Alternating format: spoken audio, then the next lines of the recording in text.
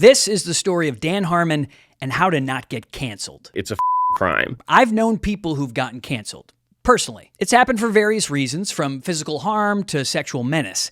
And the one consistent thing I've seen across the board from canceled guys is that there was no repair between them and their victims, except in the case of Dan Harmon. Now, first things first, the best way to not get canceled is to not actually cause harm, abuse, or trauma in the first place. But these things are clearly going to happen in our society, so you got to do something about it. And the best way to move through those moments is to understand how people heal. And there was nobody there to call me out on it, and or if they were incentivized not to, etc. The Community and Rick and Morty creator was recently on the Blocks podcast, hosted by Neil Brennan, where he spoke more candidly about his now infamous non-cancellation than ever before. You got like Me Too-ish, and you seem to handle it in an adult, mature way. Today, I'm going to go through what he did, why he wasn't canceled, and how it could apply to you or someone you know in the future. When I was working on Community, I did something that back then was unfortunately familiar to a lot of people, where you're like a nerd and you're a boss, and then you think that you having a crush on an employee is not only allowed, but also like super romantic. Yeah. It was not reciprocated, therefore I was butthurt, therefore I started this like weird campaign of like cruelty toward her. You want to be treated like a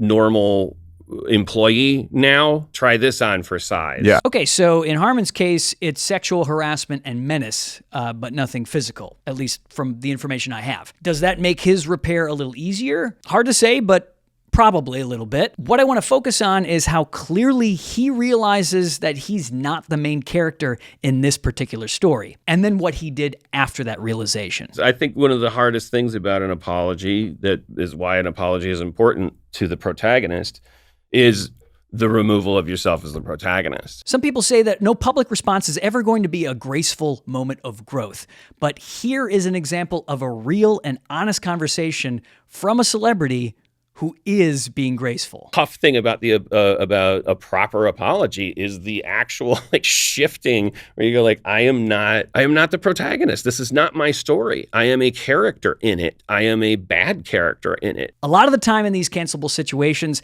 honesty and an admission of guilt is a big and helpful step toward that end goal of repair. I know that admission could be seen by a perpetrator as frightening because of the possible legal implications. My retort to that is with some unfortunate statistics. Less than 3% of sexual assault offenders ever receive jail time, and less than 15% of people who experience sexual harassment even file a formal legal charge. Yeah, it's a real bummer for victims of abuse, but an opening for honesty and restorative justice from perpetrators, because frankly, there's just not a real good chance you're going to get in trouble. Ignoring your victim and the truth just leads to carrying that immense shame the rest of your life. And it also leads to the canceling. Now, this is all assuming that victims want repair. No perpetrator of abuse deserves that opportunity, so I want to be clear about that. That is every victim's own personal preference, but aiming for authentic repair, an apology, or genuine reparations, that's the way to go. Because I'd been through therapy, it was like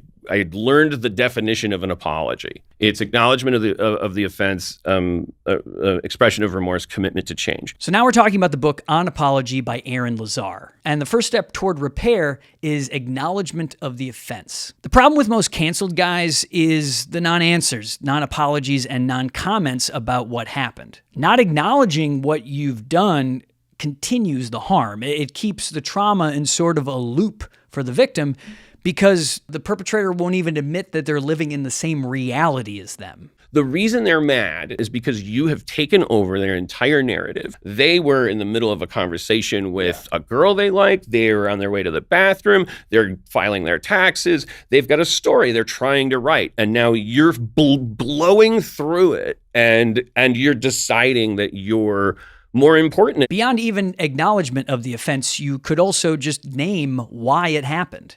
Look, I acknowledge the offense, which is this. What part of you was driving your actions, and what did you want in that moment? Answering those questions may even help you, if you're the perpetrator, in your personal journey toward being a better person. The second step is the expression of remorse. This is not just an "I'm sorry this happened," even though that is a good place to start. Remorse needs to attempt to name an understanding of how the harm could have felt for the victim. Channeling empathy and calling out the reasons why you regret your behavior will help you and your victim understand that your actions are actually affecting you. And that's big. Victims need to feel that. The last step is commitment to change. This can be the toughest part to figure out, and a place where you might have the inclination to ask the victim what they want you to do. I would suggest, before putting that mental load on the victim, do some research on your own. Look into types of therapy or organizations that deal with victims of the type of abuse that took place. This is the time and real thought put into the how of changing and moving forward. The how is the commitment,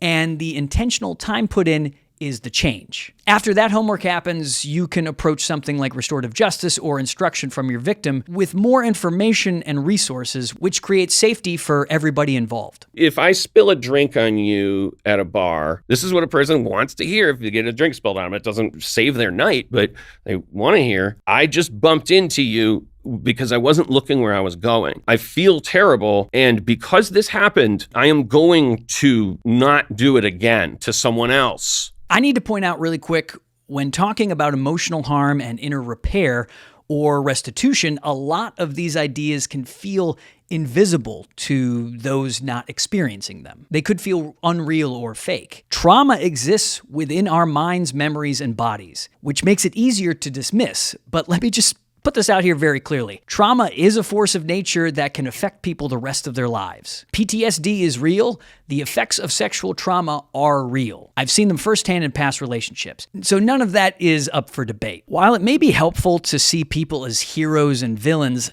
I intentionally try not to categorize folks that way. Labeling someone as a bad guy or narcissist is helpful to contextualize behavior, communicating a set of moralities, sure. But those labels also many times can trap people into a perpetual cycle of abusing others. Their shame rises so high that they can't even imagine a world where they're safe enough to be loving without judgment, to be caring, to be open. It is all of our jobs to both teach and talk about the multitude of ways that abuse persists. We get to collectively recognize what type of behavior is okay anymore. And with that, we also have to recognize when someone genuinely understands what they have done, why they did it, and how they will never let it happen again. Dan Harmon is a great example of how possible that scenario really is. That must have been hard to realize you're not the protagonist. Well, I think that's the headline of the whole story. Yeah. Now it's just up to the folks who have perpetrated abuse to not cower in silence. There's nothing I can imagine more noble or brave than to admit you've done something wrong and lay out the details on how you plan on never doing that wrong again.